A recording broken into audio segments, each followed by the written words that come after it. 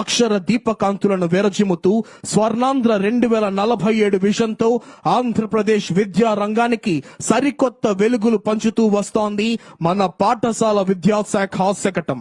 పిల్లల్ని బడికి పంపిన తల్లుల ఖాతాల్లో తల్లికి వందనం పథకం ద్వారా ఏకంగా 10,000 కోట్లు, డొక్కా సీతమ్మ మధ్యాహ్న భోజన పథకంలో మిల్లెట్ చెక్కీ ద్వారా పిల్లలకు పుష్కలమైన పోషణ అందుతోంది.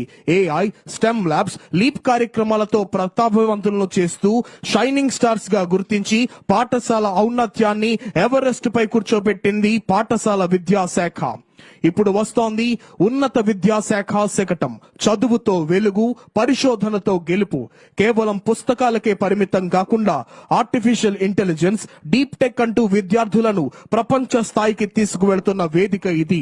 రతన్ టాటా ఇన్నోవేషన్ హబ్ ద్వారా యువత ఆలోచనలను స్టార్టప్ గా మారుస్తూ భవిష్యత్తుకు బాటలు వేస్తోంది మన ఉన్నత విద్యాశాఖ.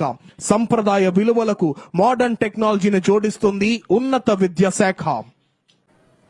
శకటాల ప్రదర్శనలో అత్యుత్తమ ప్రదర్శన కనపరిచిన 3 శకటాల విభాగాలకు బహుమతులు ప్రదానం చేయవలసిందిగా ముఖ్యమంత్రి గారిని అభ్యర్థిస్తున్నాం. First prize is a combined prize. ఇద్దరు కలిసి వచ్చి తీసుకోవాల్సిందిగా అభ్యర్థన. ఫస్ట్ ప్రైజ్ స్కూల్ ఎడ్యుకేషన్ సమగ్ర శిక్ష and horticulture. First prize goes to school education సమగ్ర శిక్ష and horticulture department. I request the secretaries of 2 departments to combinedly take the prize by Honorable Chief Minister of Andhra Pradesh, Sri Nara Chandrababu Naidu Garu.